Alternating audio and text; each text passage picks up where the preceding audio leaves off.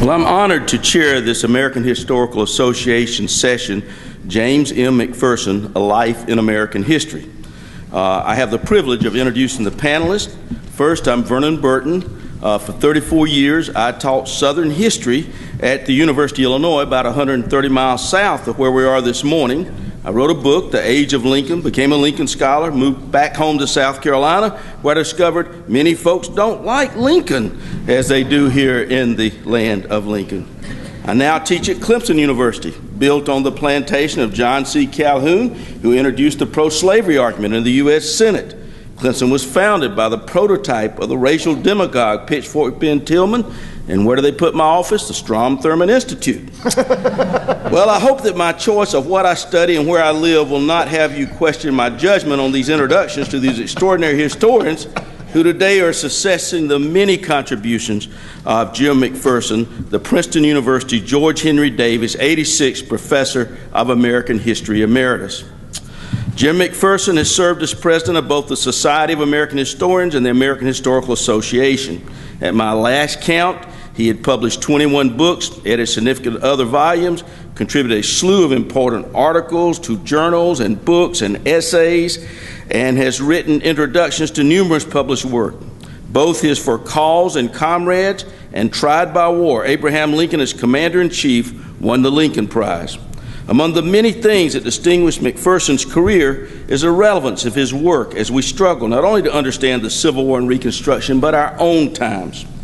His dissertation and first book, The Struggle for Equality, 1964, appeared during the heroic years of the Civil Rights Movement, during a time that his PhD advisor, C. Van Woodward, termed the Second Reconstruction.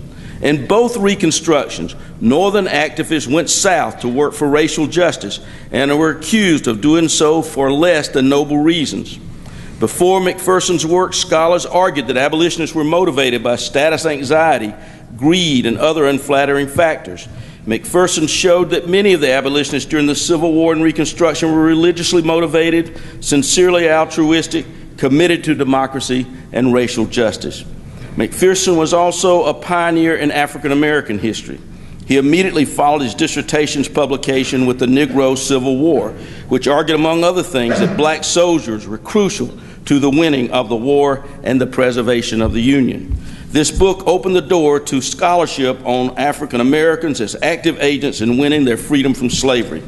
His Blacks in America bibliographical essays in 1971 helped to establish African American history as a legitimate scholarly discipline. As the Vietnam War came to the fore of American consciousness, a conventional truism assumed that those who opposed the war would later become conservatives, or certainly their children would, an idea so common that it became a premise for the popular TV show Family Ties that propelled J. Michael Fox to stardom.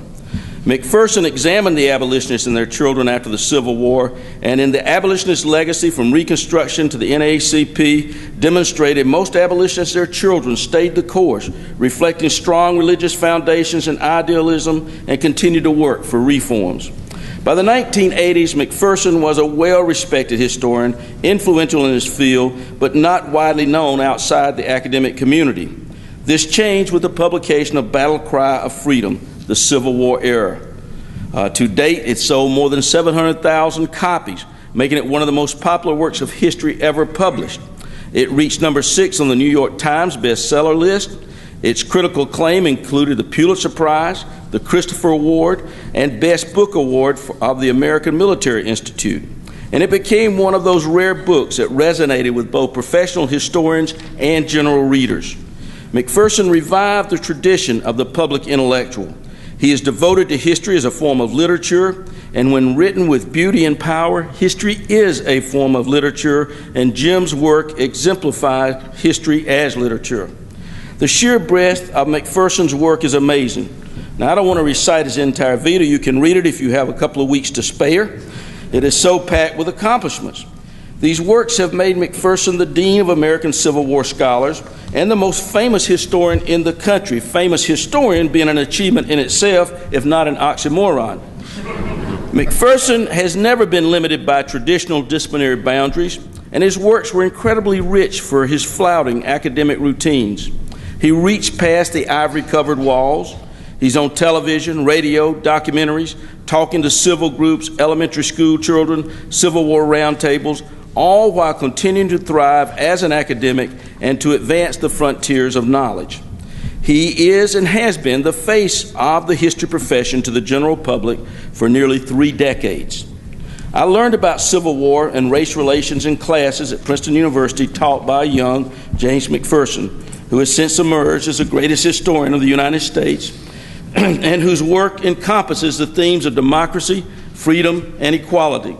And this morning I speak not just for myself, but for all his graduate students. McPherson was not only my PhD advisor, but also my role model, not just as a scholar, but as a person. I know from experience that all the work a teacher does for his students is not always appreciated until much later. But McPherson was quick to respond to graduate students, always putting us as a priority, whether letters of recommendation or dissertation chapters. I admire his dedication to the field of history and scholarly inquiry, and he's always kept family time and his spiritual life in balance.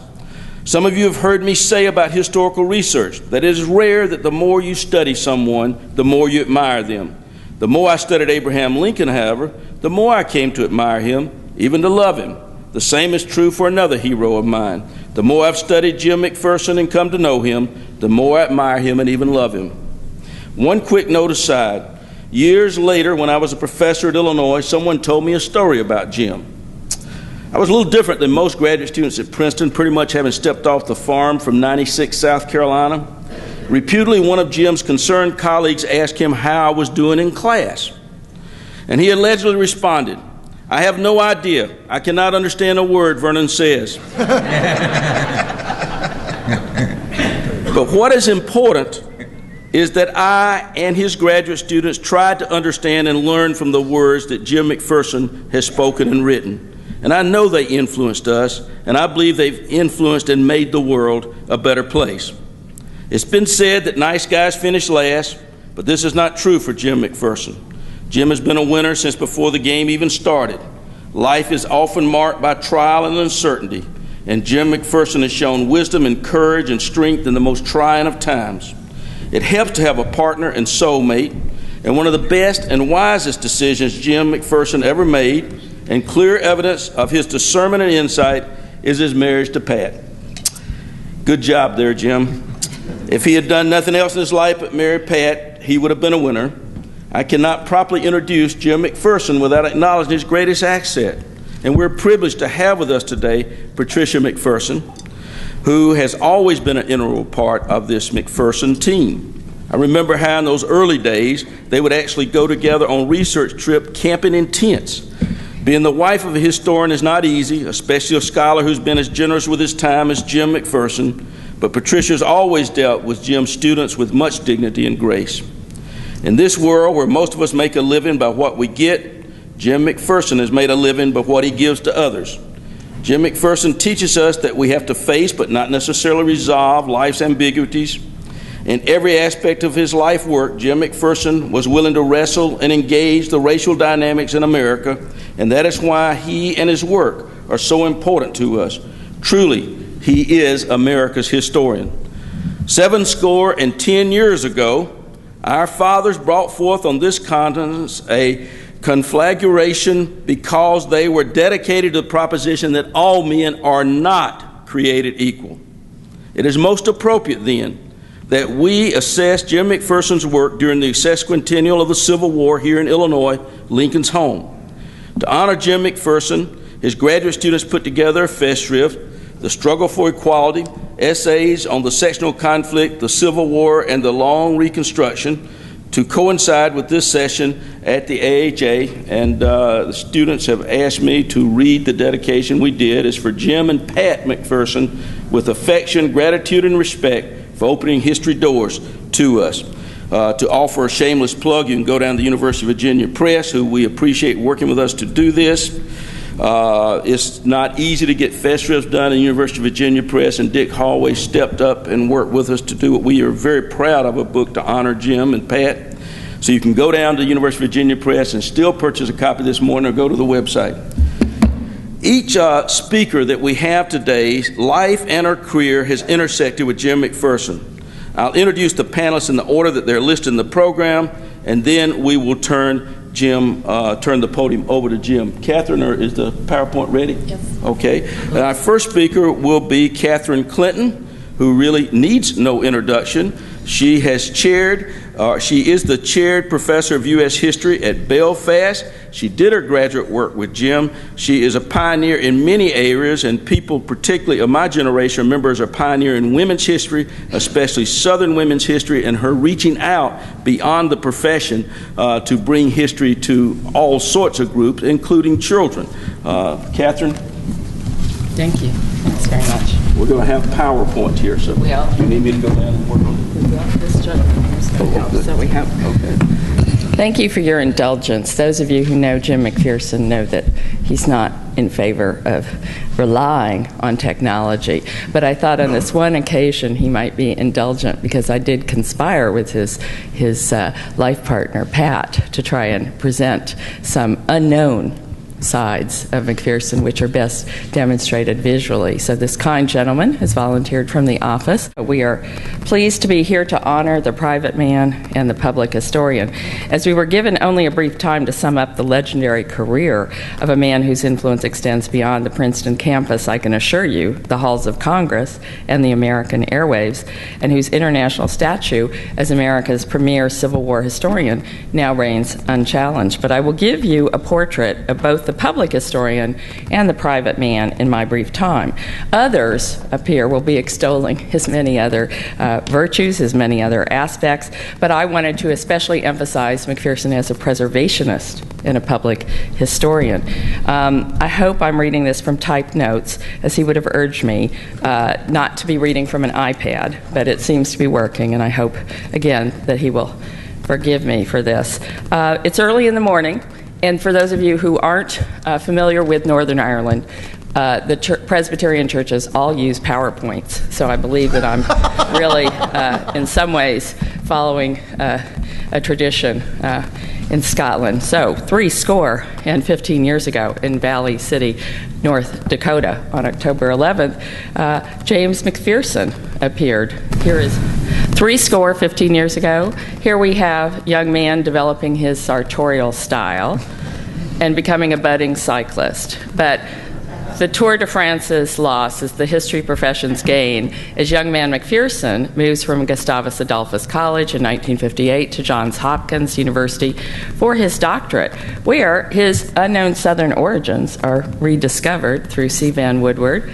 Also, of course, he was there at a time when civil rights in Baltimore and the scenes of desegregation struggles had such a powerful impact on the work of Jim McPherson. Then he went to Princeton and was a lecturer in 1962, staying there very steadfastly until his retirement from his chair in 2004.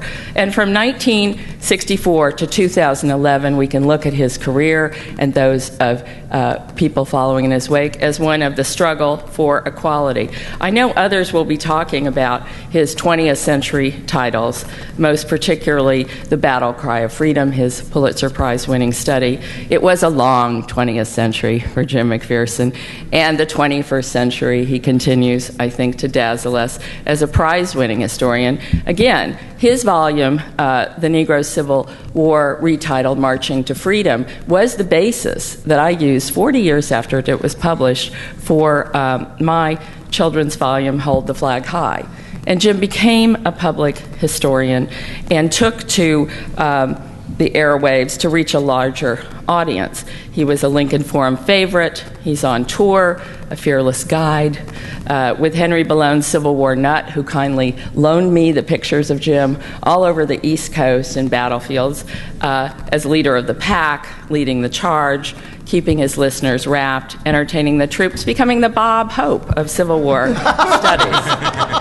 And also taking to the other waves, in a way, if to by sea, of good cheer, and there is the winning team. With Ordeal by Fire, it was let the Civil War studies begin, right up to recently, where McPherson's statue not this McPherson, was part of the Occupy Wall Street movement in D.C. As a young scholar, all the way to collecting his honorary degrees. But I think most of us have benefited in one way or another for him becoming a series editor. Several have followed becoming series editors, most recently Vernon series at the University of Virginia.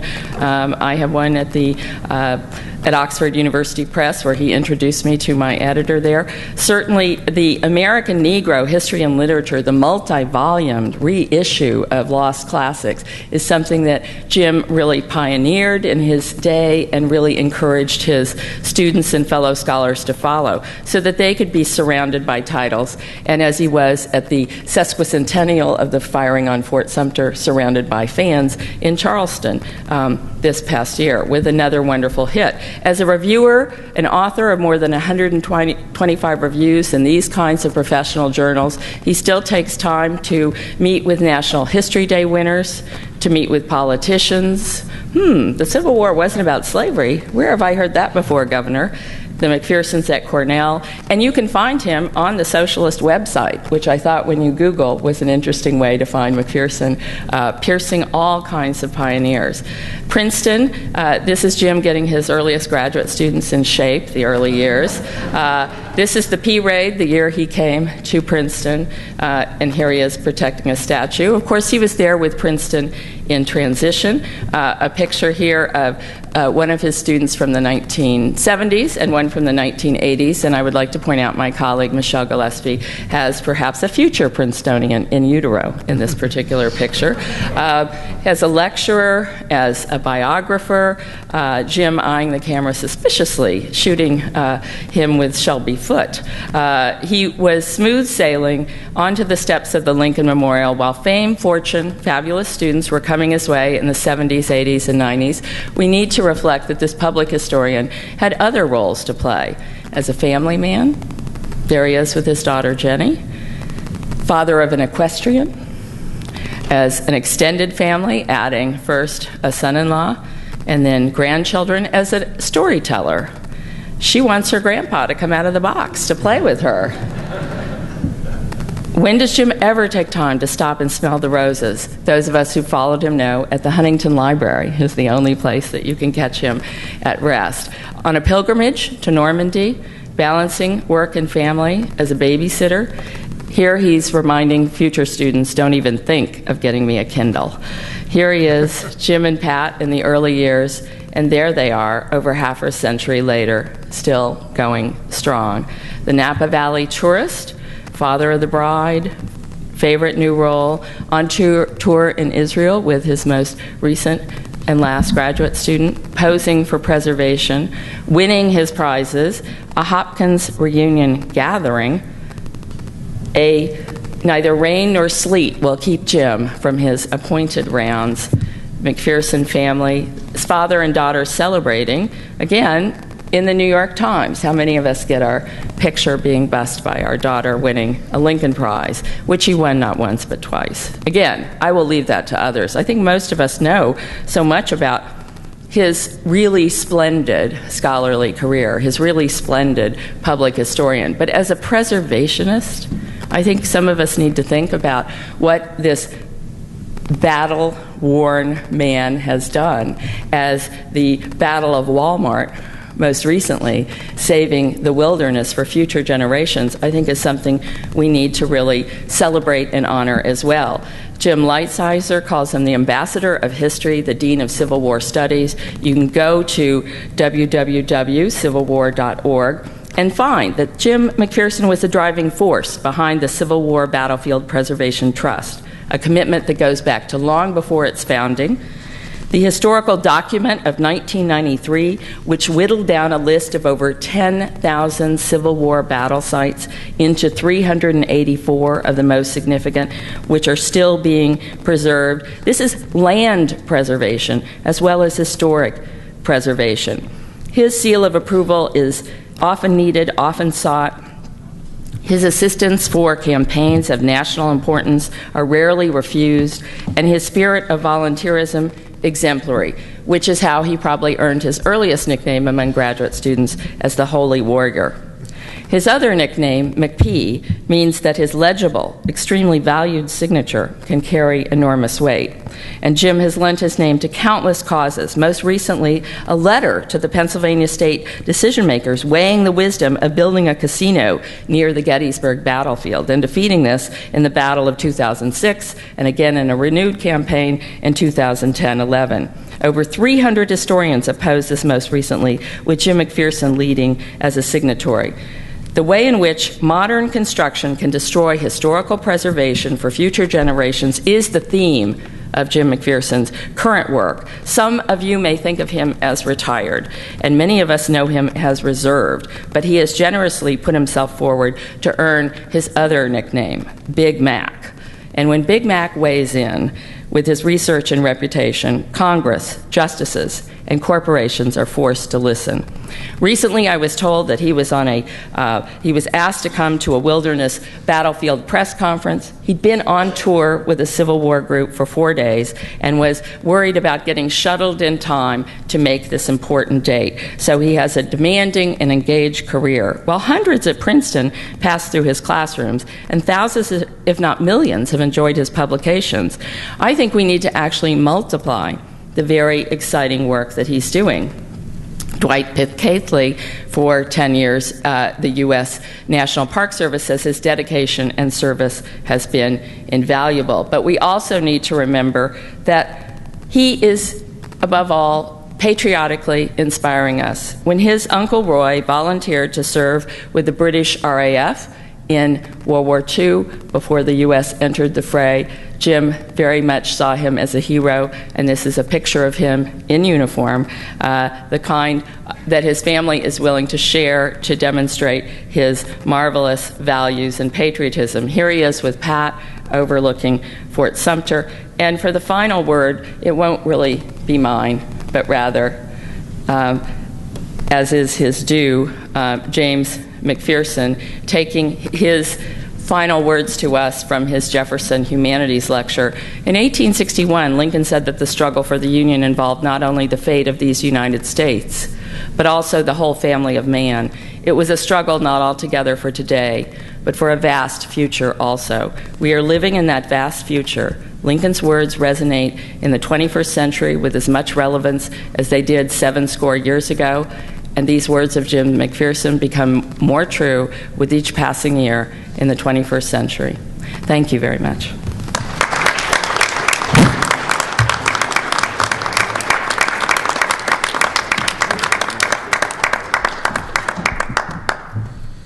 Judith Hunter is Senior Research Scholar in History at the State University of New York. She did her PhD in Yale with David Bryan Davis, but was an undergraduate student of Jim McPherson's and was a member of the Princeton class of 1983 and precepted his Civil War class in 1989. So, Judith?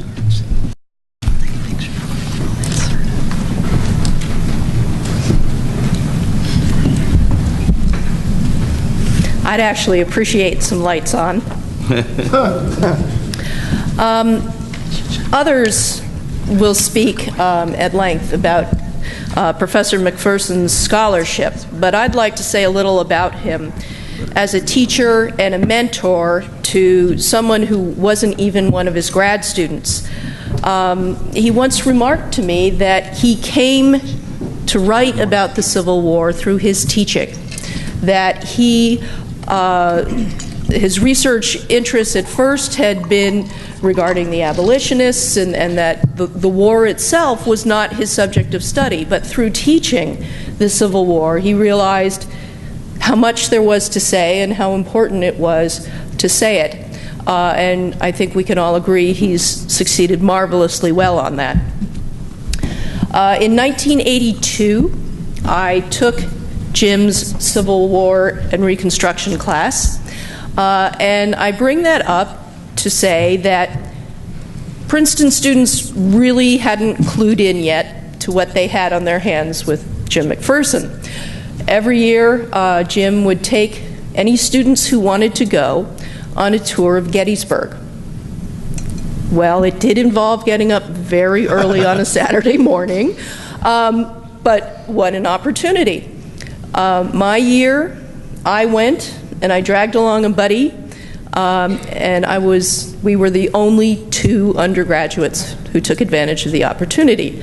Of course, the grad students and Jim's faculty colleagues knew better and were in strong attendance, but we were the only 2 undergraduates. And we discovered, after the very early morning reveille and the drive to Gettysburg and setting out at the very beginning of the battle and retracing all 3 days, that James McPherson did not need to rest. He did not need to drink water. He did not need to eat, and he did not need to use the bathroom. Eventually, we prevailed upon him to stop somewhere for lunch. I think it was a Hardee's. And as I discovered listening to Catherine Clinton, Professor McPherson is a man of many nicknames. He will forever after that trip be known to my friend and me as General Jim. And at the end of this very long day, we are in front of Longstreet's Woods. Excuse me. And Jim just said, well, and this is where they stepped off for Pickett's charge, let's go. We all kind of looked at each other, and he's heading off across the field, and so we followed him. And about halfway across, I turned to my friend and I said, Jordan, I think we would have been dead by now.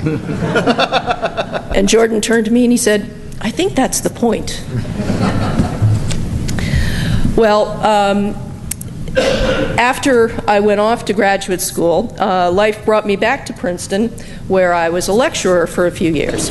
And I had the privilege of being a teaching assistant, or what they call it, Princeton precepting, Jim's Civil War and Reconstruction course, the year that Battle Cry of Freedom had been published. Well, let me tell you, the students had clued in. The course had to be moved to the largest lecture hall on campus.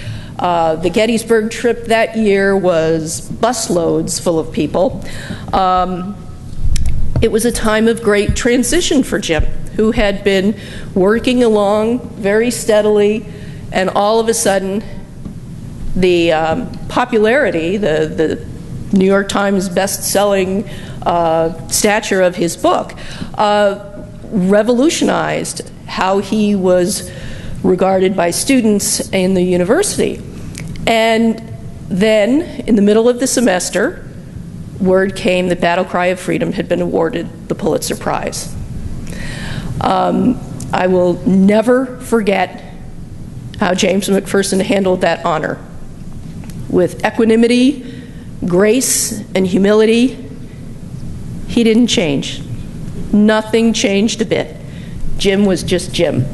And that was a marvelous thing to see. What an example. But what I really want to stress today is Jim McPherson's generosity, because that's the only word for it. I've had the pleasure of working with Jim, assisting him on a series of trips. Princeton runs something they call alumni colleges, which are trips where alums come to be lectured to and kind of feel the excitement of being a student again with Princeton faculty as we tour the appropriate places. So we've been to Harper's Ferry, we've been to Richmond, we've been on the Delta Queen together. We've done a lot of great trips. And on those trips, Jim's patience and enthusiasm for his subject with audiences of lay people is both remarkable and constant. I've seen him treat self-taught Civil War buffs with the same respect as he accords his professional colleagues. And this is very personal to me because my dad is one of those buffs. He is a self-taught Civil War aficionado of the highest order. He can tell you the detail of every battle ever fought, and I will never be a military historian, ever, ever, ever. I am a political historian. And I wasn't giving Dad what he needed. So I introduced Dad to James McPherson. And it was a marvelous thing to see. And at the end of the first Civil War trip, I was able to bring my dad on. He came to my hotel room the last night, knocked on the door, and he said, Judith, I would never presume, but do you think you could get Jim to sign my copy of Battle Cry of Freedom? So I took it to Jim the next morning, and he signed it to Millard Hunter, a fellow scholar of the Civil War. And my dad floated back to New Hampshire. He still treasures that. Jim has also helped me with my work since I've jumped off the tenure track.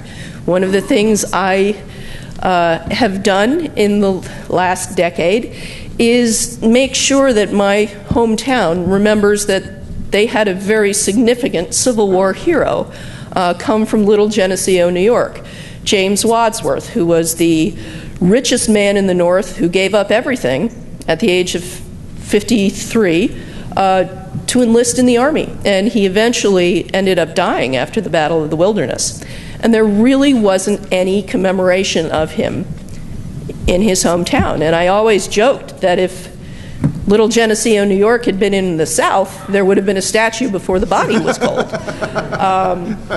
But that was not true in more reserved upstate. So when we started a campaign to get a statue of General Wadsworth put on the courthouse lawn, where it should be, the courthouse without a statue is naked after all, James McPherson came and gave the inaugural lecture of our campaign, attended a reception with people who donated, and was endlessly patient with everyone. And it was a very important way for us to start our effort, and I'm pleased to say that our courthouse is no longer naked. But I think the most personally compelling example of Jim's generosity is that even though, as I mentioned, I've jumped off the tenure track professionally, he kept asking me back to do alumni colleges. And when it came time to organize the conference in honor of his retirement, Jim asked that I be included, which then led to my contributing to his Festschrift. What an act of generosity. But that is typical of James McPherson. Thank you.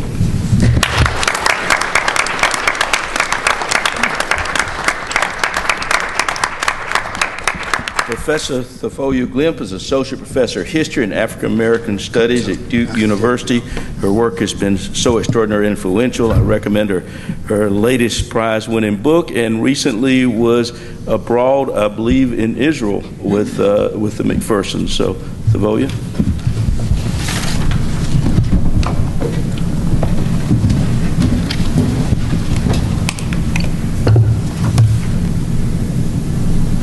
Good morning. It's really an honor to have been invited to participate, and especially because I'm not a McPherson student, undergrad or graduate. But when Vernon emailed me, first of all, you can't say no to Vernon. And secondly, I really did feel quite honored to be invited to say a few words. Jim's work and his friendship have been really important to my life as a human being and as a scholar, and also his wife, Pat. We did travel together this past summer in Israel due to the hard work of one of Jim's students, Yael, who I see in the back here, who organized this wonderful conference at Hebrew University.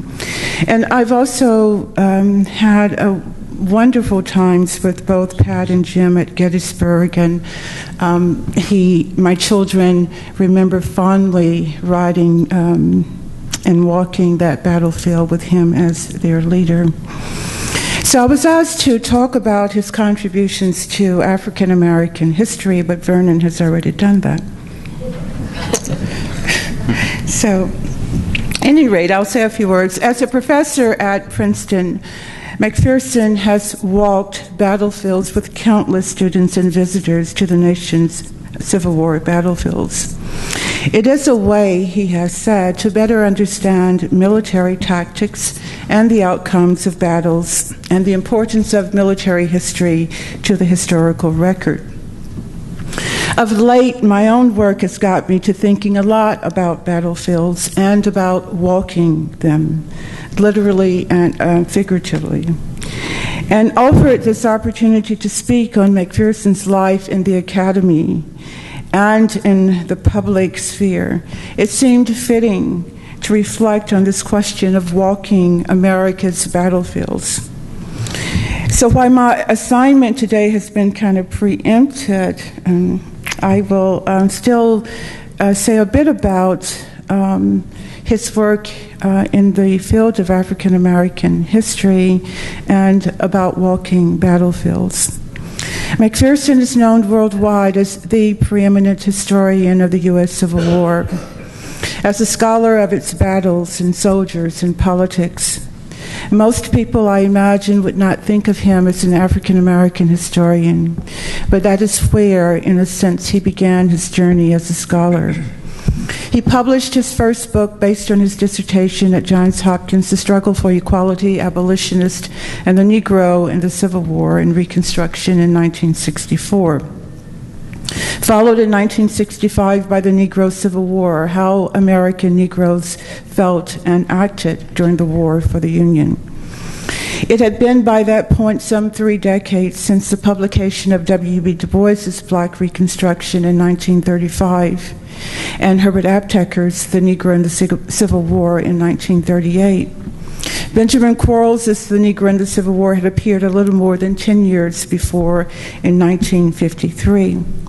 Willie Lee Rose's Rehearsal for Reconstruction, The Port Royal Experiment, appeared the same year as McPherson's Struggle for Equality.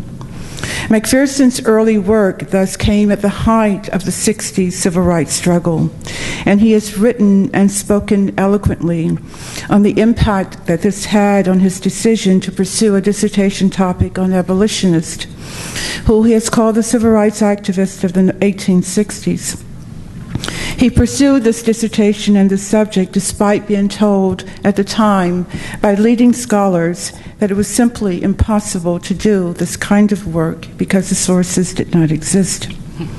At the time, some scholars held McPherson's work as both important and timely, evidence one wrote at the beginning of a revolution still in progress. His effort to draw more attention to Black people in the struggle for union and freedom, to the role of abolitionists, slaves, and Black soldiers also drew visceral reactions of the kind that had greeted such scholars as Du Bois and Aptheker and Quarles. A review of the Negro Civil War in the Georgia Historical Quarterly accused McPherson of taking a leaf out of Aptheker's book and arguing that Black people, slaves in particular, were restless during the Civil War, and whenever they got a chance to run away, they did so and joined the labor force of the Union armies. Further, the reviewer wrote, McPherson had made the, quote, extreme statement that perhaps the war could not have been won without the help of the Negroes. Indeed, a review of Aptheker's work in the Georgia Historical Quarterly had labeled the work an absurd bit of propaganda based on a perversion of historical facts that aimed to show that the Negroes today, that is in 1938, to show them in 1938 that they were not in slavery a meek and servile people. The most amazing discovery the author makes, this reviewer wrote, is the long sought after reason why the South lost the war. The Negroes revolted and put a stop to it. A reviewer in the Virginia Magazine of History also took umbrage at a similar suggestion by Professor Quarles. This reviewer was willing to concede that Black people had helped the cause of freedom, but at what cost, he wrote, not to them, mind you, but to slaveholders. In leaving the plantation, this reviewer wrote, Black people created hardships for white people. They hurt food production and in some cases forced white people to flee. It was not a good, positive sign, the reviewer wrote. McPherson stepped up in the midst of this ahistorical work, to tell a story of black people's contributions to the war for freedom and union. It is worth remembering, therefore, that he was there from the beginning of the still much debated topic of who freed the slaves. And in the 1960s, it's worth remembering, too, that some of his colleagues placed him, like they had Du Bois, at the most radical edge of the conversation. Perhaps it was his decision to publish documents that spoke to the views of black people during the war. Perhaps it was his discussion in 1964 of how the U.S. Congress during the war, or after the war, had backed down from a more radical version of the 15th Amendment that would have forbidden denial of the vote not only on previous condition of servitude, but also property, education, nativity, and sex. Perhaps it was his account of the Gideonites in the Sea Islands and the land struggle that angered people. Many of the things, though, with which we still struggle are present in his early work. The debate over Lincoln, the Northern missionaries, the land question, the voting question, the question of the contraband and black soldiers, the commitment of Lincoln and Northerners to the full freedom of the ex-slaves. McPherson was more of a pioneer, however, perhaps in linking the past to the present, scholars to the public, walking the public through history in its narrative form and on the actual grounds. That is perhaps his signal legacy, and I wish it extended.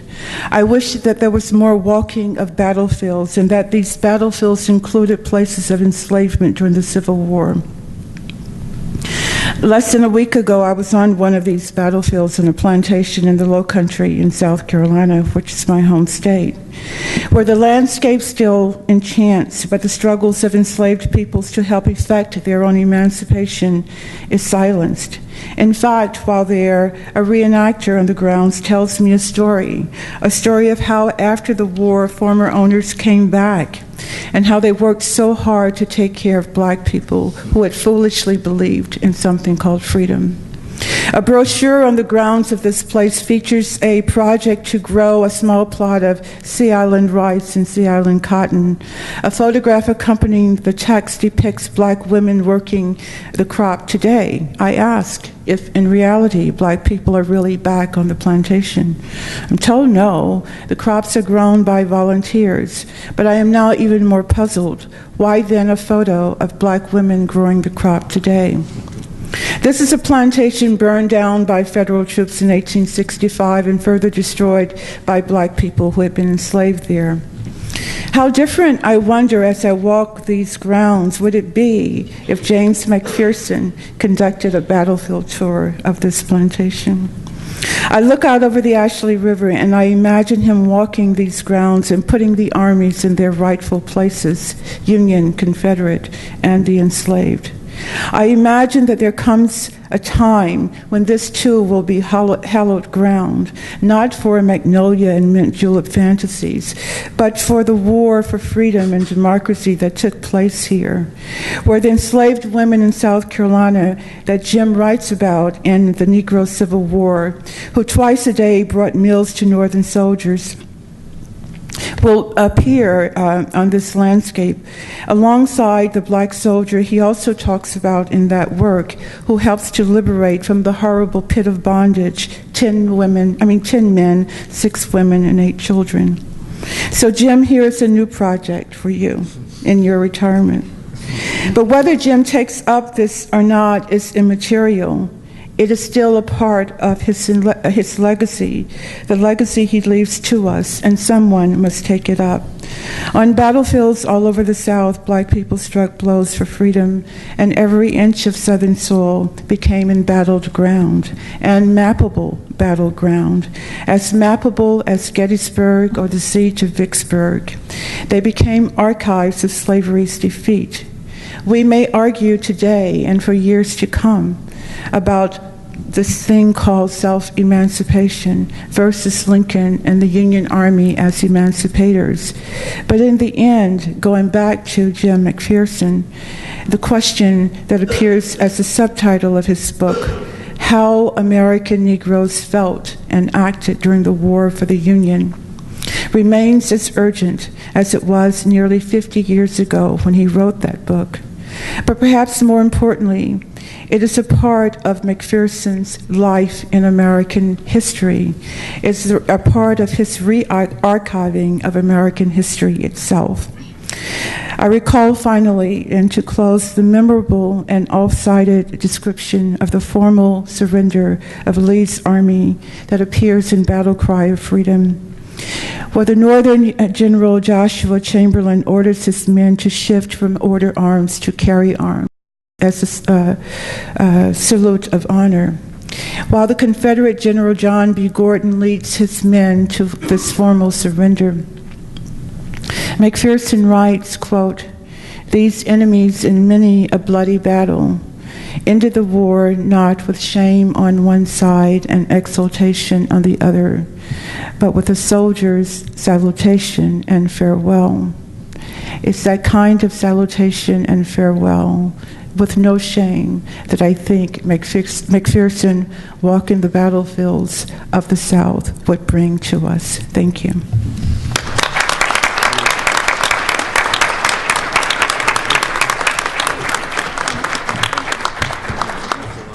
James Oakes is a distinguished professor of history and grad college humanities at the City College of New York.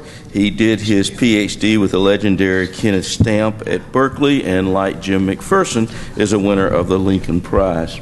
Thank you.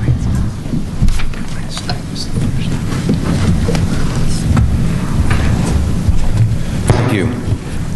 I'm gonna start on a little more personal note than I'm used to by emphasizing the extent to which Jim was my teacher. I never took a Civil War class in my life. I never had one as an undergraduate. At Berkeley, Ken Stamp taught an undergraduate course on the Civil War, and many of his graduate students TA'd for it, but I never did. I never took a Civil War class until I got to Princeton and was Jim McPherson's preceptor. And it was from that point on that my conception of myself as a historian changed. It was Jim who told me for the first time I had to read a book called Killer Angels. It was Jim who told me I should read Shelby Foote's gigantic 3-volume narrative of the Civil War. And from there I went on to devour all the books that Bruce Catton and others have written. It was Jim who took me on my first battlefield tours of Gettysburg and Vicksburg. Jim and I and Pat and Deb went to Andersonville together. Everything I think about the Civil War is filtered through Jim McPherson. We share a kind of fundamentalist approach to the Civil War, and understanding that this was a war about slavery from the start. But the truth is, I went to Princeton as thinking of myself as a Southern historian, and I left Princeton thinking of myself as a Civil War historian. So you can imagine my surprise when a year or so ago a prominent publisher came up to me and suggested that, well, it's almost 25 years since Battle Cry of Freedom was published. Maybe it's time we need a new synthesis, and maybe you should write it. And I was shocked.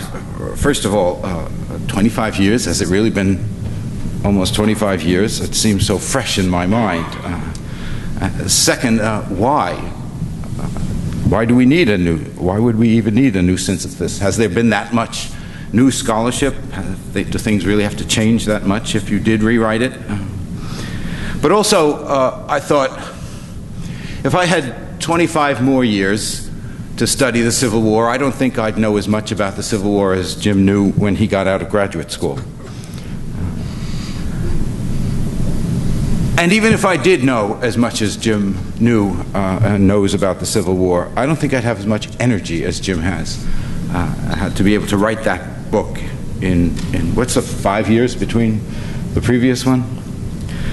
And even if I did know as much and have as much energy, I don't think I would have the capacity to synthesize the history of the Civil War so brilliantly as Jim does in that book. The social history of the war, the political history, the military history, the economic history of the war, brought together so seamlessly and so beautifully in those pages.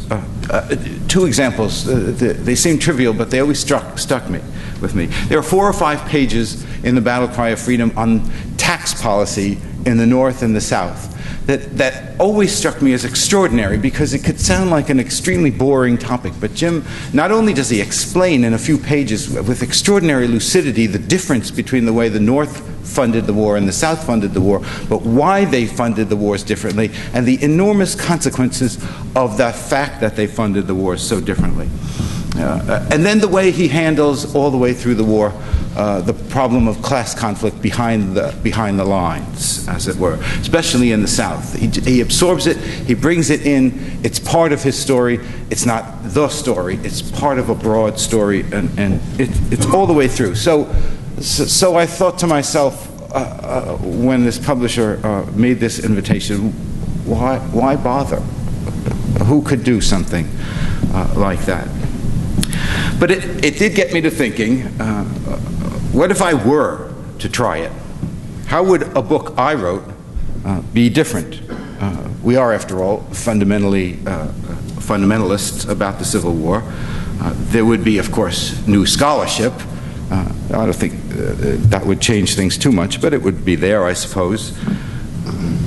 There would probably be less emphasis on a conflict of cultures between the North and the South, not because I don't think the North and the South were culturally distinct, but because I think the Civil War wasn't a conflict of cultures.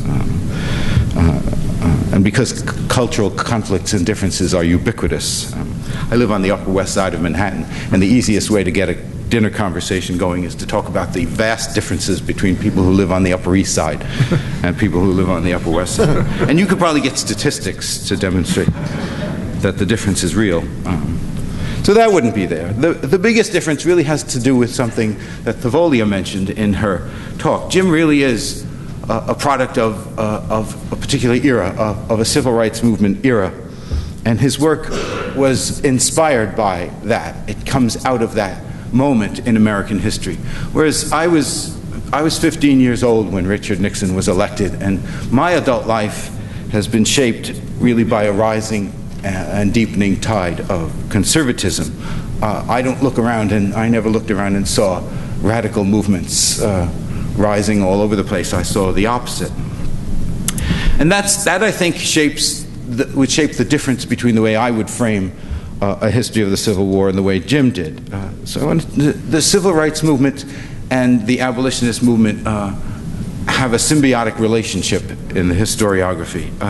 The 60s generation turned to abolitionism as a precedent for the civil rights movement. The civil rights, the Freedom Riders were the new abolitionists, and Jim was part of that generation that redefined abolitionism and made it relevant so that it ceased to be merely a struggle to get slavery abolished and became a much broader struggle for equality, for racial equality. And I'm more inclined to think of abolitionism as a movement designed to abolish slavery with relationships to the question of civil rights, but fundamentally oriented towards that particular moment.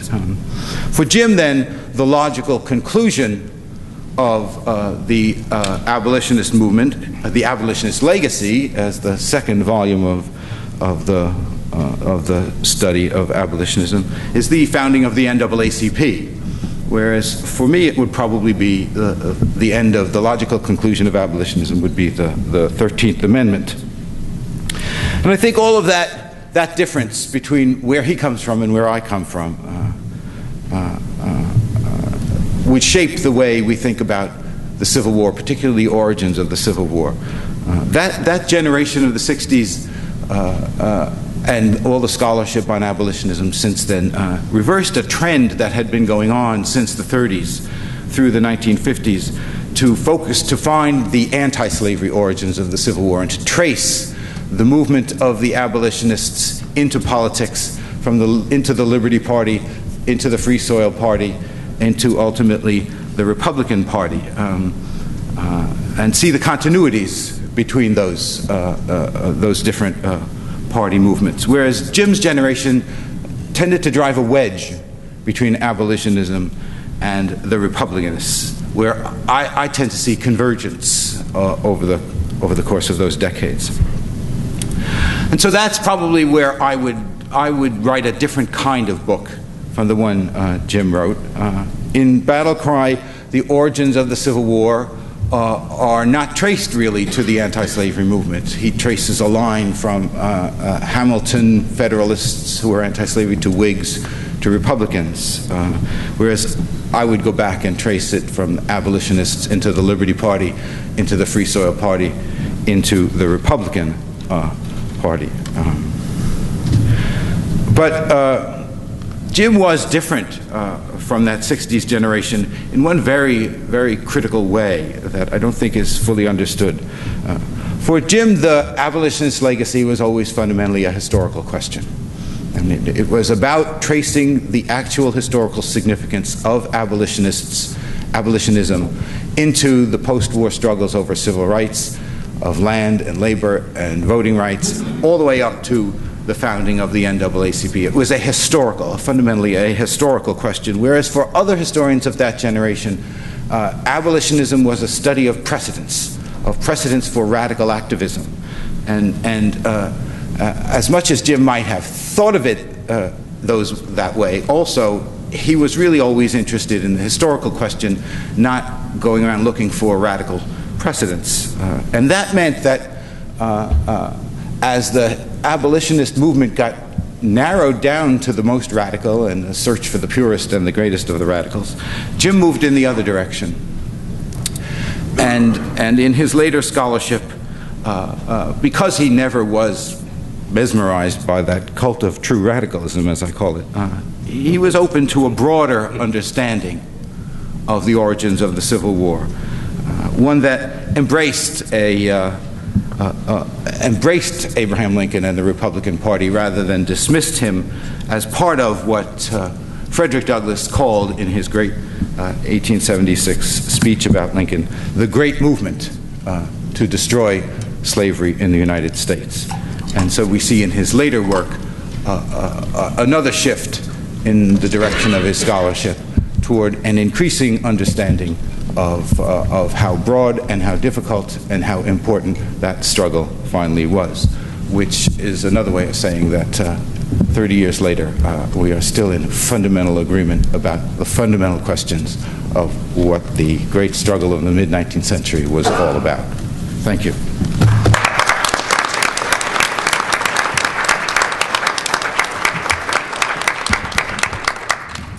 Sean Wilentz fittingly and proudly currently holds the George Henry Davis 1886 Professor of American History at Princeton. That is Jim's chair. He is an award-winning public intellectual.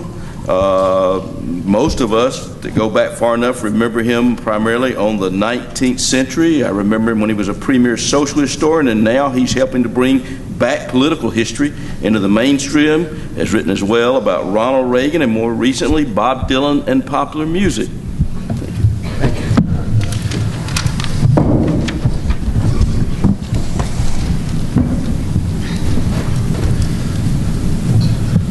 I wanted to thank Vernon very much for putting this whole thing together and everybody else who had a part of it. This is a wonderful occasion, and I'm very proud and honored to be part of it. What I'm going to say this morning kind of repeats some of what's already been said, but maybe with a different angle. Certainly the angle of my own experience with Jim McPherson. For a quarter century, I was privileged to be Jim McPherson's teaching colleague at Princeton. I have him to thank directly for that, as he was the chair of the search committee that hired me. And I've never tried to thank him properly for that, because I couldn't possibly do so. So great is the debt. But I also had the privilege to share the classroom with him on numerous occasions. Someone mentioned the preceptorship system at Princeton. Basically, it's like having a TA. But back in the way old days at Princeton, very distinguished senior scholars would actually be the TAs for the recently hired assistant professors. It's like having in the Civil War, it's as if you put, you know, the raw recruits in charge of the generals. It was sort of strange. But it was an extraordinary experience. They had me try to teach American social history in one semester, which is insane in itself. But Jim, as my preceptor, who he was already quite distinguished, was gentle but firm in telling this raw recruit just how crude some of his lectures actually were. And I've never forgotten that. Both the lessons historically, but also the lessons, as we've all been saying, of Jim as a gentleman. Most often we taught together in a graduate reading seminar we taught on the history of the United States from 1815 to 1877. We taught that together for a quarter century. And I have many, many fond memories of all of those seminars, mostly about the wonderful students who were in there, the extraordinary students who were in there, including Yale, who's back there. But I have other memories too, like the time when all of 3 students showed up. Remember that one? There were 3 students in the class, 2 of whom were not even from Princeton. And we somehow managed to pull it off, although we filled more of the speaking time than either of us would have preferred. As graduate seminars are supposed to generate debate as well as discussion, I always felt a tug for the 2 of us to try and highlight and defend different interpretations of that period, from the end of the War of 1812 to the end of Reconstruction. Now, doing so is pretty easy after the Missouri Compromise. Up to the Missouri Compromise, we were pretty much in agreement. Easy. After that, I found myself advancing a much kindlier view than I actually have towards the emerging Jacksonian Democrats. And Jim naturally said nicer things about the National Republicans and the Whigs. We always agreed on John C. Calhoun. He would be more than happy to point out that for all their pretensions to majoritarianism, the Jacksonians were wiped out in 1840, in the 1840 elections, and that but for foul weather and William Henry Harrison's infirmities, the United States might well have reached the mid-1840s with a third national bank, an ambitious program of internal improvements, and slaveholding Texas still an independent republic. I would usually be reduced to mumbling something about George McDuffie and how all the really big Southern slaveholders were Whigs. For those of you in the C-SPAN audience who don't know who George McDuffie was, there are about a dozen books written by the people on this panel who can instruct you about all of that. I suppose you could also go to Google, but given the kind of sites on Google where George McDuffie might appear, I think that would probably be a bad idea. But do look him up. In and around 1846, in and around August 1846, though, Jim and I reconnected. The Wilmot Proviso, I am happy to say, brought us back together again. And not a year too soon. For as we entered the 1850s, basically Jim took over during the Civil War era that he was making his own, even as we were teaching that course. I learned throughout a great deal about teaching from Jim, about crafting a long reading list, as well as conducting a seminar, even when the students only barely outnumbered us, about finding the right combination of respect, kindness, and authority to encourage, yet also instruct, vulnerable, yet sometimes also quite emphatic fledgling historians. Mainly, though, he taught me, while he taught our students. He taught me vast amounts about the Civil War and Reconstruction. I tried to not let on how much I was learning, but it was vast. I was also privileged enough to work with a master historian while he was in intellectual transition. And here I'm going to be restating some of the things that Jim talked about. There are many ways that historians can achieve greatness, even though so few of us actually do so. They can claim a particular period or theme and write about it for their entire scholarly careers, enriching their insight as they continue. So it was with Jim's dissertation advisor, and briefly my own, C. Vann Woodward. Or they can skip about, changing their focus and their approach, and sometimes changing their minds, while illuminating very different periods and pursuing different themes. Woodward's friend Richard Hofstadter comes to mind, as does, in a different way, Arthur Schlesinger Jr. But Jim has left his stamp in all of these ways. He is, of course, most associated with the era of Civil War and Reconstruction, the period on which he began his work with Woodward in the late 1950s. Yet he has moved well beyond that period as well, taking his examination of racial politics, for example, into the 20th century. He began writing about political history and has never stopped, but he also turned himself into one of our premier military historians, and did so no less during a post-Vietnam era in which much of the historical profession, military history, was, to say the least, unfashionable. He has written powerfully about presidents, Lincoln above all, but also about common soldiers, Union and Confederate, including the black troops who were permitted to fight in the Northern cause just at the point when that cause became explicitly a revolution to extirpate American slavery. Through it all, Jim achieved greatness while completing the intellectual transition that I mentioned a minute ago, and from which I learned a great deal and still do. I arrived at Princeton in 1979, 3 years after Jim had completed The Abolitionist Legacy, the successor volume to his first book, The Struggle for Equality. The first book covered the radical abolitionists from the election of 1860 through Reconstruction's demise. The second concerned itself with how the racial egalitarianism of the likes of William Lloyd Garrison and Frederick Douglass played itself out during the long, fierce reaction of the late 19th and early 20th centuries. And along with the Negro Civil War, these were landmark books that helped rescue the abolitionists from the intense obloquy that they still suffered among professional historians in the 1960s. And they were books, I believe, that cannot be fully understood, as we've said, outside the context of when they were being written. Books that were more sympathetic to the agitators than to those in power. Agitators who thought that President Abraham Lincoln moved too slowly, and who, as Wendell Phillips wrote, won't be flattered. He can only be frightened and bullied into the right policy. To simplify drastically, one can practically hear in the background the complaints of the nonviolent hotspurs of SNCC, or even of Dr. Martin Luther King Jr., about the slowness of President John F. Kennedy, as well as the treachery of Southern white moderates. When I arrived at Princeton, though, and through our early years teaching together, Jim was working on Ordeal by Fire and then Battle Cry of Freedom. And he was working toward what Jim Oakes referred to, as a broader understanding of the politics of the war.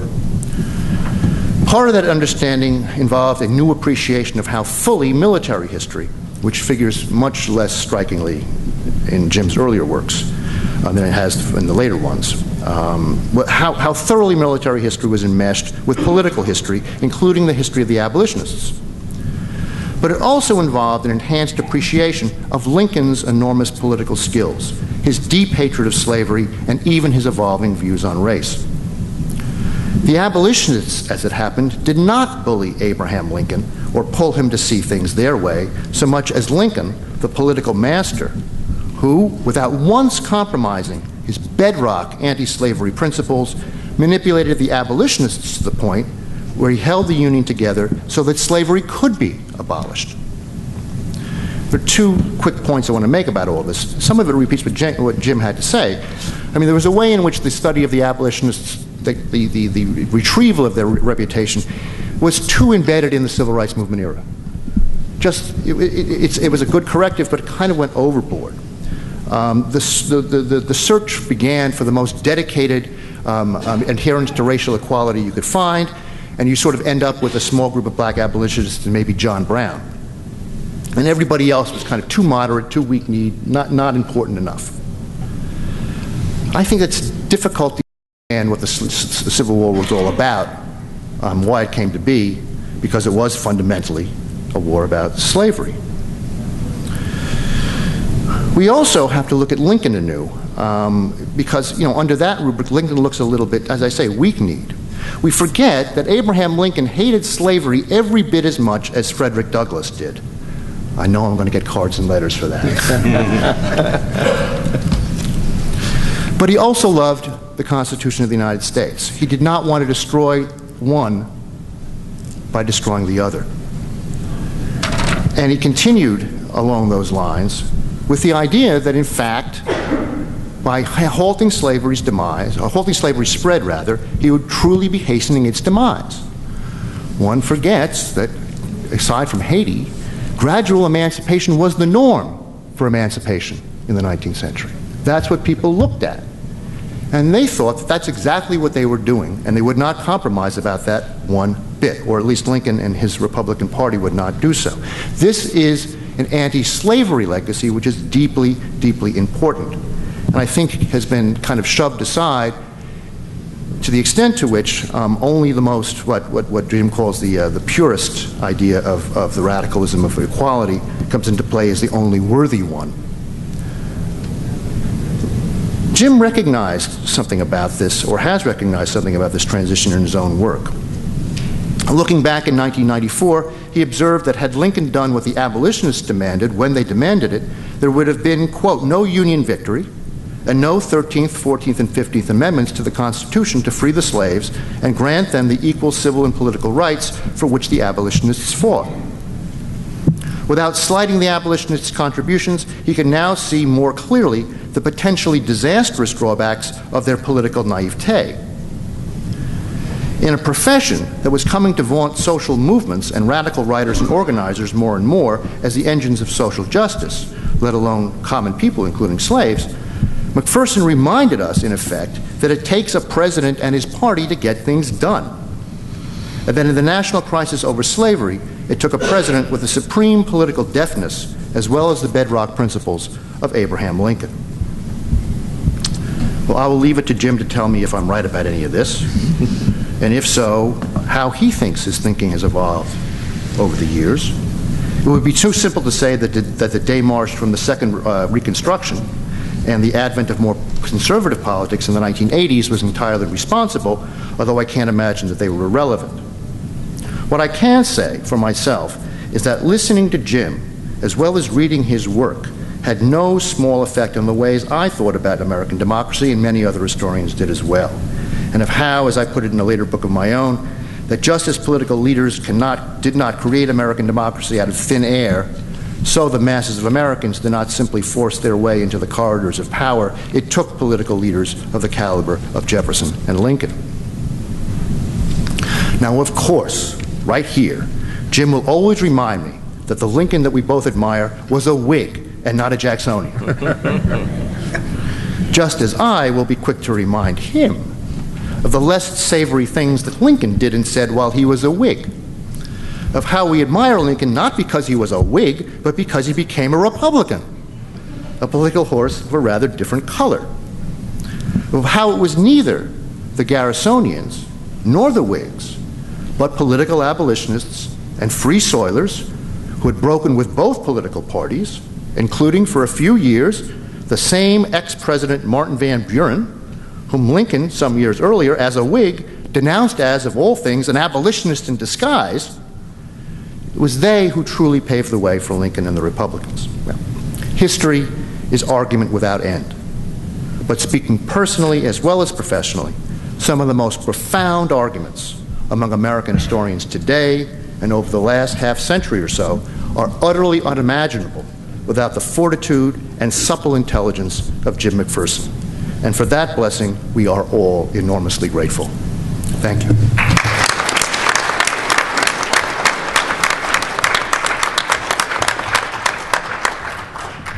Joe Glatthaar holds a distinguished chair at the University of North Carolina at Chapel Hill. His most recent work was a study of Lee's Army that I highly recommend, and I think he is the premier military historian of this era. So, Joe, with that, thank you.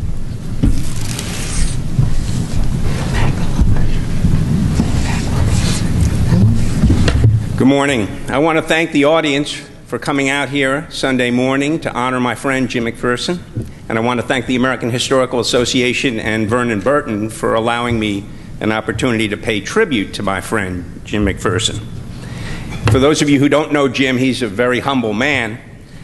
And I was thinking about this, Jim, it could be worse. Pat could have provided to Catherine Clinton that photograph of you and me wearing skirts in Israel. I can just see the title, Jim McPherson, cross-dresser. So in that vein, I have entitled my talk, Jim McPherson, Closet Military Historian. Although Jim began his career as an abolitionist historian, his greatest contributions, I think, are to the field of military history. Not that his early career was fraught with failure, mind you. It did get him tenure at Princeton, but I think it is in the area of military history that he's made the most lasting contributions. So let me make a few points about some of his scholarship. First of all, of course, Battle Cry of Freedom. 25 years later, it is still the single finest volume on the Civil War. Bar none, no competition. It's an extraordinary exploration into politics, military, diplomatic, cultural, racial, social history. It's an incredible achievement. Jim once told me that he was awful in math, but if you ever look at the sections on economics and financing the war, they're absolutely phenomenal. It's a truly extraordinary achievement. I want to focus on two issues that Jim raises in Battle Cry of Freedom. First, Jim perceives secession as a preemptive counter-revolution, as defined by Arno Mayer in his classic The Dynamics of Counter-Revolution in Europe, 1870 to 1956. It was a movement to protect the status quo before the revolution. Jim perceives the revolution being the inauguration of Abraham Lincoln and the rise to power of the Republican Party. So it's a kind of preemptive first strike. Jim places the American Civil War in a global context, something that historians have previously been reluctant to do. Instead, they like to overemphasize American exceptionalism, but this global context is a wonderful addition to the field. Second, Jim introduces the concept of contingency to challenge existing interpretations about why the North won and why the South lost, and also to buttress his own assessment of why the North won and why the South lost. Jim believes that the Union victory was by no stretch preordained, that at critical points in the war, things could have gone differently. At 4 critical junctures, events went in federal favor, and that enabled them to win the war. Since then, others have applied contingency to other historical fields and events, and my friend Ed Ayers has taken contingency and developed into a concept that Ed refers to as deep contingency, discussing the layers of consequences to contingency. But the bottom line is that concept of contingency helps us understand the human elements of war and how nothing in life is certain. The second great contribution in military history is Jim's exploration of soldiers' motivations, and here I'm referring to 2 books. Although Reed, Mitchell, Earl Hess, and I had tackled the subject to some degree, Jim approached it with vastly greater systematization and sophistication. First in What They Fought For, and second for Cause and Comrades, Jim chose letters and diaries from a sample of over 1,000 soldiers who largely reflected the demographic background of Civil War soldiers. What emerged was a much more complex portrait of motivations. In the course of the book, Jim skillfully draws on John Lynn's analysis of combat motivations in his study of French armies. Lynn proposes and Jim embraces initial motivation, sustaining motivation, and combat motivation. Now more than a decade and a half old, these 2 volumes have the most balanced and accurate portrait of Civil War soldiers' motivations that exist today. Now, a third logical study to tackle is Tried by War, which is Jim's book on Abraham Lincoln as Commander-in-Chief, and it vastly exceeds the previous standard work by T. Harry Williams, Lincoln and His Generals. But with limitations on time, what I'd rather talk about, and it is, of course, the standard book now on Lincoln as Commander-in-Chief, but what I'd rather talk about is a relatively obscure essay that Jim wrote. And that is, it was published in a slender volume called Is Blood Thicker Than Water? The essay is entitled Ethnic versus Civil Nationalism in American Civil War. In it, Jim traces the origins of Southerners' perceptions that they were a distinct race from Northerners. He skillfully demonstrates that the argument is sheer myth, devoid of substantiation. But he does go on to argue the significance of the perception. Southerners used that distinct ethnic makeup argument to demolish any ties with the old Union and its institutions that reluctant secessionists might have had. He also notes that because Southerners believed they were fighting a distinct and inferior race, that spirit of ethnic nationalism enabled them to depict Federals as barbarous invaders, a lower form of human being, and therefore it reduced the angst they may have felt when slaying thousands upon thousands of their former countrymen. Thus, it became a factor in the level of brutality that the war engendered. I don't know if Jim would consider himself a military historian, but in fact, in my opinion, he is one. Thank you very much.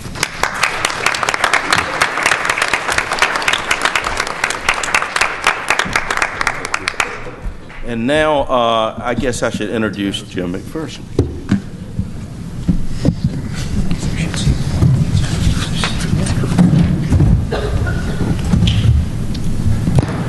Well, I think I need to begin by explaining Joe's remark about wearing skirts. That can't be left just hanging in the air. Joe and I and Thavolia were part of a group of Americans who traveled to Jerusalem last May and June to participate in a conference of international conference of scholars on civil wars, especially the American Civil War, but the other civil wars in comparative context. And during the course of it, our host, Yael Sternhell, gave us tours of Israel and of Jerusalem. And one day we walked to the top of Temple Mount, the very holy site for all three major religions at the crossroads of the Middle East in Israel, Judaism, Christianity, and Islam. And Joe and I were wearing Bermuda shorts on that rather hot day, and when we got to the top, we were required to cover our legs, and so we had to rent skirts. And as a consequence, of course, there were several photographs. And Joe and I think that probably this will be on the jacket of our next book. Let me take this opportunity to thank all members of the panel who have been friends of mine, as well as, in some cases, former students for many years, even decades. I am most appreciative of the work they've done to put together the volume, The Struggle for Equality, of essays in my honor, but also to organize this conference. And especially I'm grateful to Vernon, who I think almost single-handedly, with many hours of effort, put together the pieces of the conference and the pieces of the book, and also Jerry Poder, who's sitting here in the front row, who was an essential part of that process as well. I was reminded by some of these talks of things that I had forgotten or never known. I had not really understood that I was the Bob Hope of the Civil War.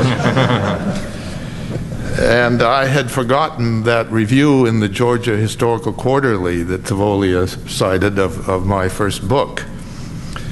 I do remember all of the tours of Gettysburg that I had given for undergraduate and graduate students at Princeton and alumni over the years, including the first one that Judith Hunter went on when we walked the climax of the battle, the Pettigrew assault, and Judith and her friend turned to each other and said that by this point, halfway through, we would both be dead. And her friend said, well, I think that's the point. And that really brings up another point, which is that I have learned as much from my students and colleagues, including all of these people on the panel, as they've learned from me. And that's one example, probably an odd example, of having learned something of great importance to me. When I've done tours of battlefields, and especially of Gettysburg, and in particular that climactic moment of the Battle of Gettysburg, people I've taken on those tours, starting with Princeton undergraduates and graduate students back in the 1980s, have stood on the edge of Spangler's Woods there, looking across the nearly mile of open ground against Cemetery Ridge that the Confederate soldiers were being asked to attack on that fateful afternoon of July 3rd, 1863.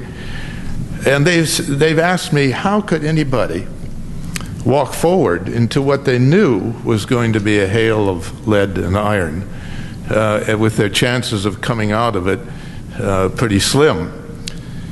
And that question lingered in my mind over those tours and was really the origin of the book that Joe talked about in his presentation, For Cause and Comrades, the study of combat, of the motivation, initial, sustaining, and combat motivation of Civil War soldiers. That was because of a question that I was asked repeatedly giving battlefield tours.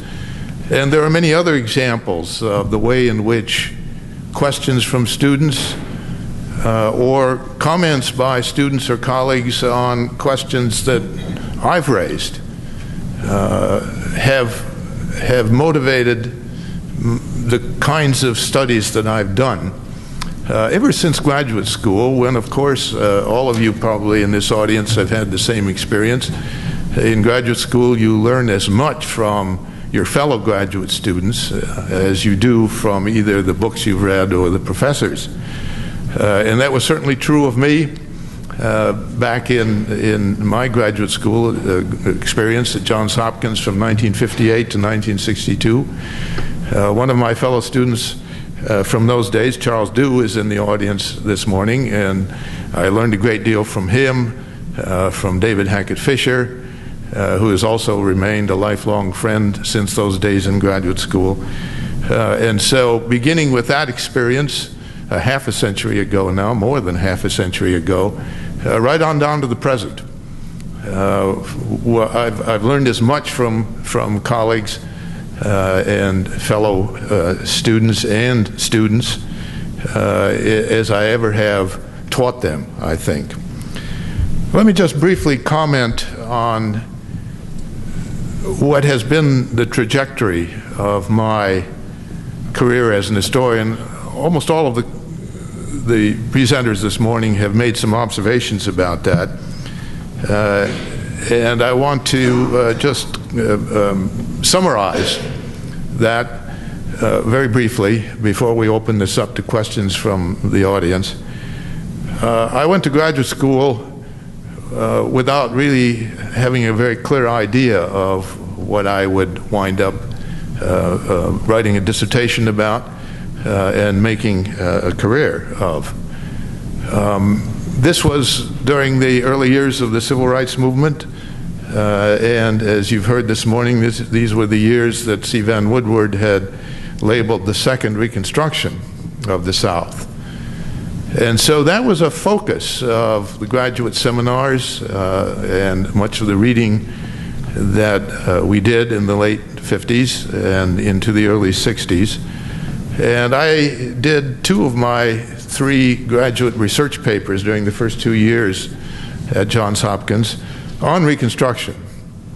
One of them was a study of Alabama during a key part of the Reconstruction period in that. The research for that was done mostly in the Library of Congress or the Johns Hopkins Library, not in Alabama itself. And Woodward encouraged me to expand that into a dissertation because this was a time when, and it was a fairly exciting time, when not only students of Woodward but others were looking at the possibility of revising the Dunning, the classic Dunning interpretation of Reconstruction. Many of the studies of Reconstruction in individual southern states had been done by the students of William Archibald Dunning back in the early part of the 20th century at Columbia University. And Woodward would have been very happy for me to undertake a study of Alabama during Reconstruction. And I began outlining what I might do with that. But at the same time, 2 other things were going on. One was, of course, the sit-ins in Greensboro, North Carolina, starting in 1960. The spillover in Baltimore which was a border state city at the time. The schools had been integrated under the leadership of David Hackett Fisher's father, who was the superintendent of the Baltimore school system. But many other facilities in Baltimore and in other parts of Maryland were still segregated. This still was the Jim Crow era, although it was the end of the Jim Crow era. And of course, the civil rights movement had generated a lot of hostility and violence in the South, especially in 1961 during the Freedom Riders, going through Alabama and Mississippi.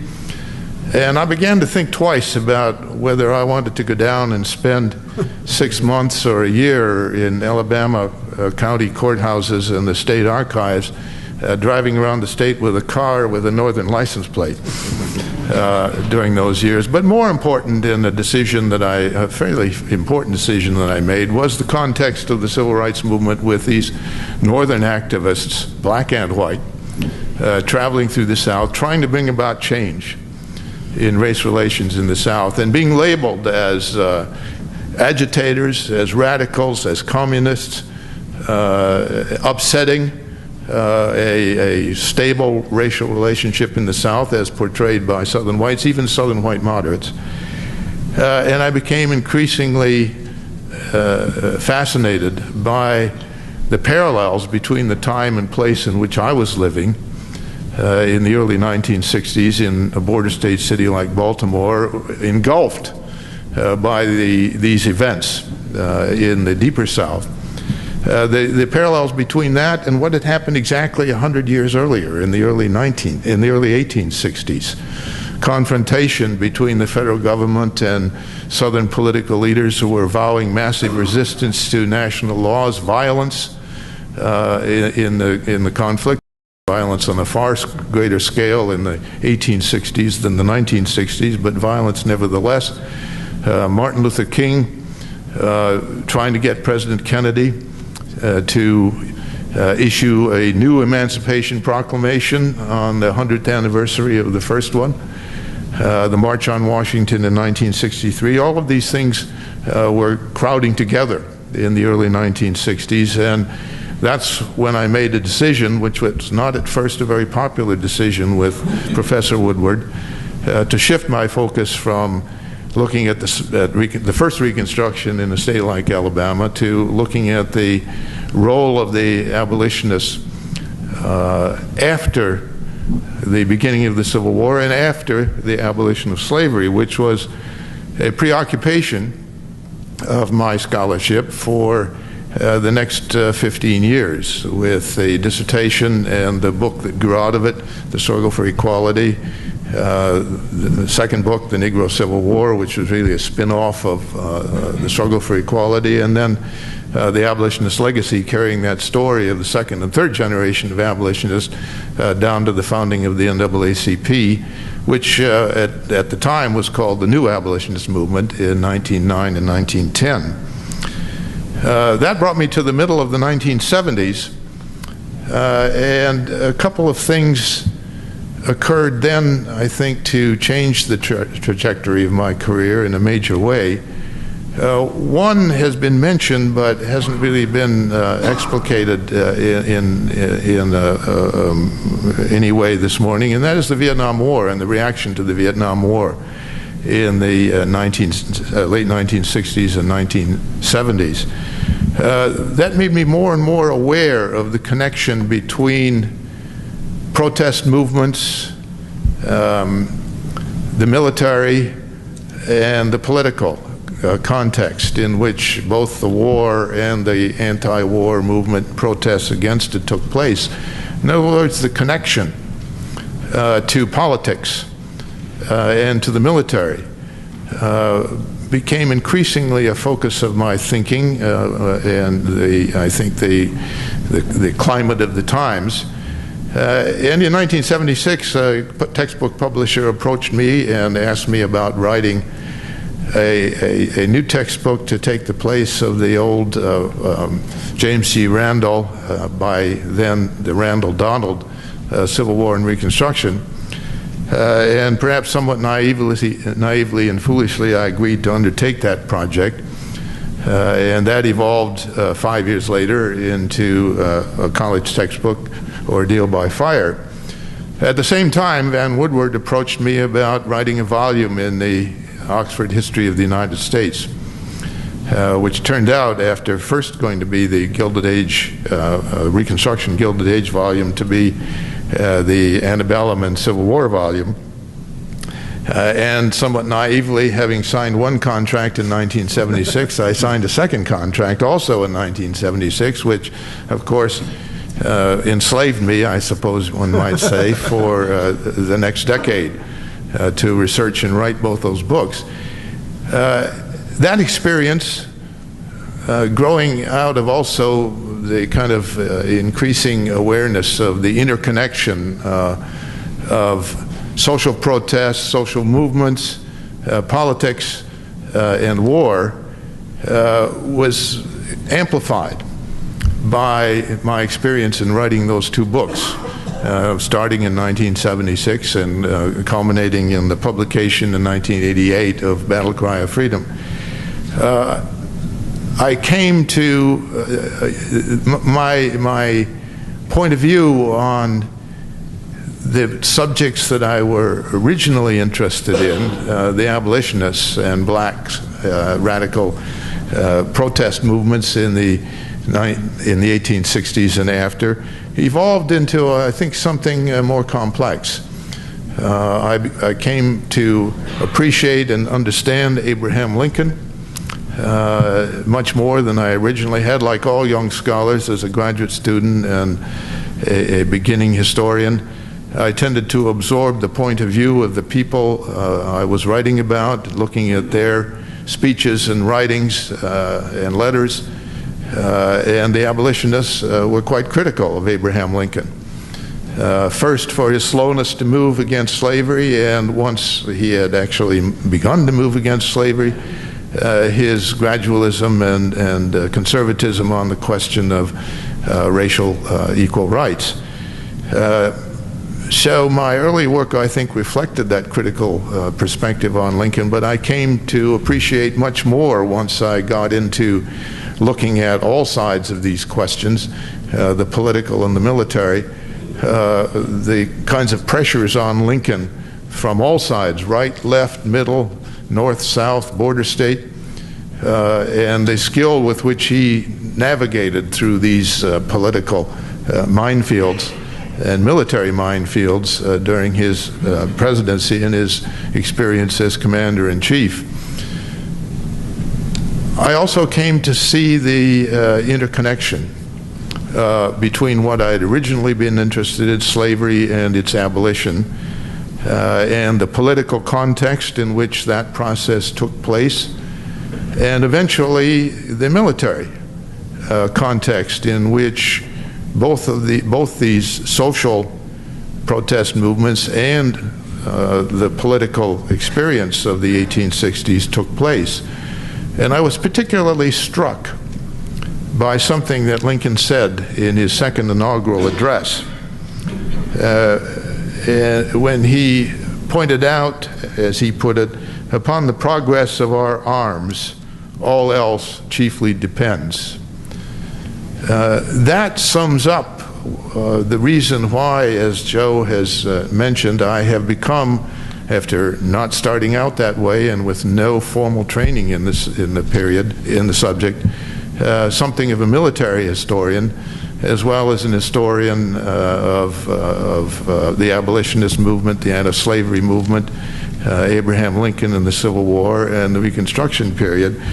I came to see that as Mao Zedong once said, all power grows out of the barrel of a gun. And that was quite true in the Civil War and Reconstruction period.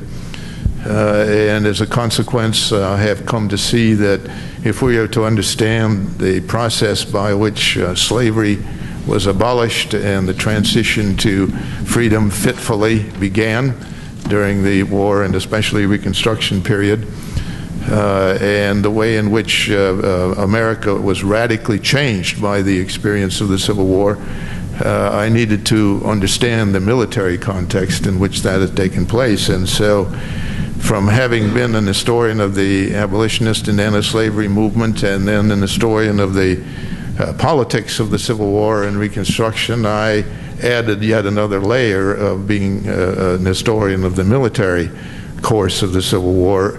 And every time I do one of the battlefield tours that you've heard about this morning, and I've done many of them over the years, I try to make that interconnection clear to the people who are going on these tours. We are not just talking about the tactics and the command decisions made on these battlefields, but rather on the interconnection between what took place at Gettysburg or Antietam or Fredericksburg or wherever we might be, and the political context of the time and its consequences for the world in which we live today. Well, with that, I think I will sit down and we will entertain questions from the audience.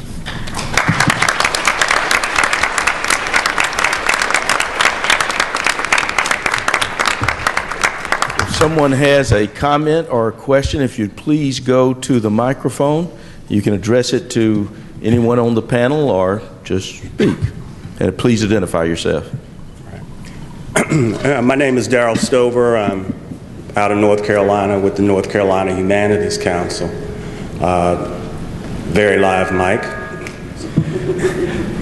My question is to the whole panel, but maybe even more specifically to our honoree. There may have been some directions pointed in the comments given by the panelists, but for me, and especially in these times, my question is, what are the important questions that we may now start to examine or may point the way for other historians to come relative to looking at the war and its aftermath, relative to African Americans and this whole notion of the long Reconstruction? Well, let me just briefly comment on that. I think that going back at least to the 1930s with W.E.B. Du Bois's long neglected, but I think now an appreciated book, Black Reconstruction, the impact of the war on ordinary people, not just African Americans, but others in America, has been an important subject of research in the last 15 or 20 years, with respect to African Americans even longer, I think. That's, I think, a kind of development that will continue and should continue, because this was an experience that perhaps more than any other single experience of Americans going back for more than 200 or 300 years, profoundly reshaped the world in which ordinary Americans, especially in the South and especially African Americans, lived. And I think that is the direction that scholarship has been going in for the last 10 or more years, more than that, and will continue to go and should continue to go. Does anyone else want to add anything? Catherine? Well, several times people ask about the new work in the field of Civil War history, and I think it's been the most exciting time. Certainly when I went to Princeton, I never imagined that I would end up a Civil War historian. That was indeed in the Vietnam era. That was indeed in a time of great strife over the position of the invisible in history. But I think it's been exciting that in the past quarter century especially, and when we look at the sesquicentennial as opposed to the centenary of the American Civil War, and we see the way in which Civil War history has been redefined, certainly the scholarship in the field of women's history has gone a far piece from Mary Massey's Bonnet Brigade, which was commissioned during the centenary, and I think certainly Thavolia's fine call for us to walk the battlefields, and there are many battlefields that we need to continue to struggle with, and one of them is to be inclusive of all of those. And there's still, I promise you, great topics on this. I went to Northern Ireland the year the Queen withdrew the troops. So it's a kind of Reconstruction in Northern Ireland. And one of the things I was struck by was the way in which the students I teach American history to have a different question about Reconstruction and battles. And they come up with wonderful topics and are pursuing things like the role of the French in the American Civil War, those French-born, French-speaking troops who fought. So I think we are in a time of great diversity, great expansion. It's wonderful and exciting, and I think that Jim McPherson has been so receptive and inclusive to this that my second book was The Other Civil War, which came out of a lecture he allowed me to give in his undergraduate course. And so we really have, in many ways, he perhaps alarmed his advisor by going in a different direction. And when I went down south to do my work, I rode the bus, so I didn't have to worry about those license plates. So thank you for your question. I think it's important to remember that Jim reminded us of contingency. We read a letter last night that some student asked Jim how many more soldiers from the Confederacy would it take to have won for the Confederacy, and he replied to the student, none. That in fact we now have contingency in the Civil War, but I don't think historians have given contingency to Reconstruction.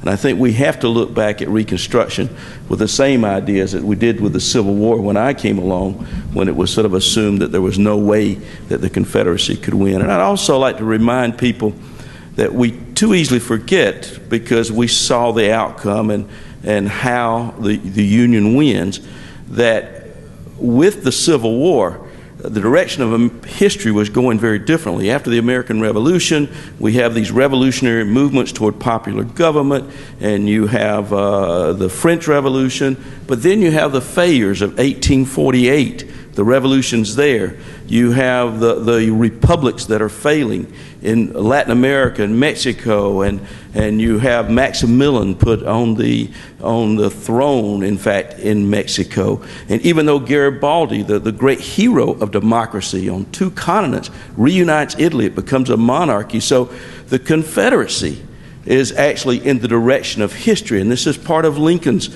sort of last best hope, that it's also about popular government, that people can govern themselves. And it's a real change, and out of the war also comes something Jim has written about, the change of the 13th, 14th, and 15th Amendment toward a positive liberty.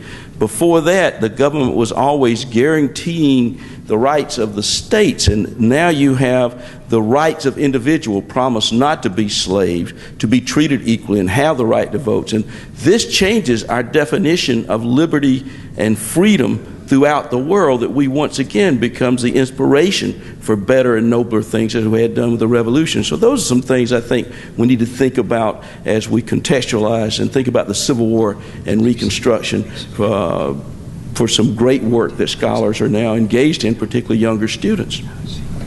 Please. Hello, my name's Rod Walton, and my question is for Professor McPherson, and it deals with the issue of contingency that they've talked about. If I remember correctly, in your book Battle Cry Freedom, you maintained pretty much the traditional view, at least my view and the view of most people I know, that Gettysburg and Vicksburg combined were the turning point. I know since then you've had a book that you put out on Antietam, and my question is it still your position that pretty much the turning point took place at Gettysburg and Vicksburg, or have your views evolved since then? I think I had identified what I called 4 major turning points in the Civil War, and I think I would stick with that. The first one was actually a turning point from what looked like inevitable Union victory in the spring of 1862, with all of the Union successes in the Western Theater and along the South Atlantic coast, and with McClellan's Army of the Potomac more than 100,000 strong, looking like any day here at the beginning of June they were going to march into Richmond. Could the Confederacy have survived this succession of defeats climaxed by the capture of their capital? But of course, what we know that counteroffensives by the Army of Northern Virginia and other Confederate armies turned that situation around. So that by the late summer of 1862, rather than being in danger of losing their capital, Confederate armies had crossed the Potomac River and were threatening to cross the Ohio River. Then the Battle of Antietam, and of somewhat less importance but significance nevertheless, Battle of Perryville in the fall of 1862, stopped that seemingly inevitable Confederate momentum. So I would argue that that was the second turning point, this time in favor of, or at least stopping Confederate momentum. But that momentum revived in the spring of 1863 and was stopped again by Gettysburg and Vicksburg, and then later in the fall, Chattanooga. So that was the third turning point. But as I and others have written, it looked like the North was prepared to throw in the towel in the summer of 1864 because of huge casualties without apparent any kind of progress in both Virginia and Georgia. In August of 1864, Lincoln was sure that he would lose the re-election on the grounds of military failure. Yet with the fall of Atlanta and the Union victories in the Shenandoah Valley in the fall of 1864, and then the re-election of Lincoln, I see that as the final and decisive turning point. But I argued that each one of these could have gone in a different direction, and that it was only particular factors in each case that were not foreordained in any particular way. The fall of Atlanta in September 1864 was no more inevitable than the fall of Richmond had been in June of 1862. And that's what I meant by contingency, that we need to understand in each of these cases why and how it was that these events turned out the way they did rather than in some other way, but they could easily have turned out in a different way. Jim, you were going to say something. Please go ahead. I was going to go back to the previous question. I find myself still challenged by the model of historical transformation that the battle cry of freedom represents, in particular the way it synthesizes the various social, political, economic, military factors that go into the outcome of the Civil War.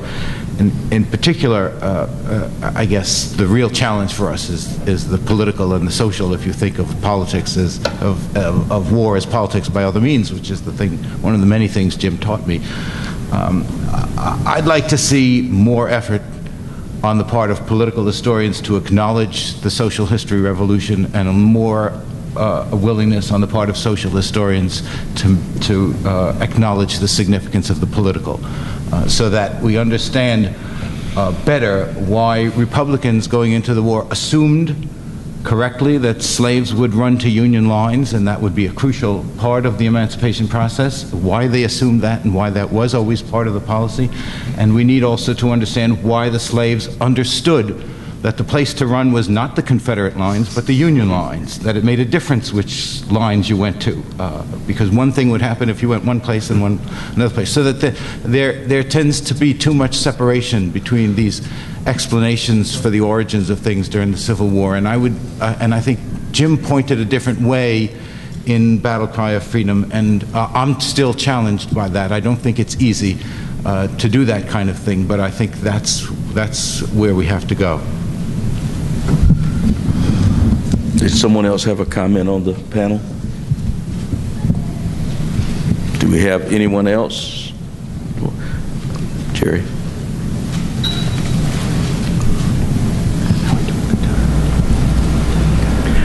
I'm Jerry Podair, and I teach at Lawrence University, and I'm proud to say that I was a graduate student. Mike went off, I'll talk louder. Graduate student of Jim McPherson, as well as a student of Sean Wilentz at Princeton. Jim, my question for you is, if a college senior came to you today and said, I want to be an American historian, what would be your advice for him? Or her. Or her. My advice to him would be to go to one of the universities where my distinguished colleagues teach and study whatever interests they want to pursue. In recent years, I think one of the more exciting developments has been a new scholarship in the history of the American Revolution in the early Republic. People like David Hackett Fisher at Brandeis, Gordon Wood at Brown, and many other scholars have been doing for the American Revolution and the early history. Sean Wilentz is another example of that, the early Republic, what I and others have tried to do for the Civil War and Reconstruction period. But that's only one area.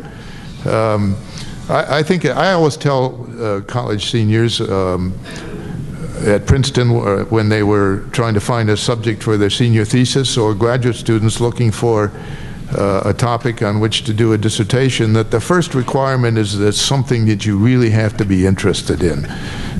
You can't, and my own experience, I think, is one example of that. I talked about the way in which I originally was going to do a dissertation on Alabama Reconstruction, but grew cool for a variety of reasons about that. And despite my mentor's initial honesty with my change of choice, moved into another subject, which was one that had come to interest me far more. And looking back on that, I'm sure that if I had pursued Alabama Reconstruction, my whole career might have been different.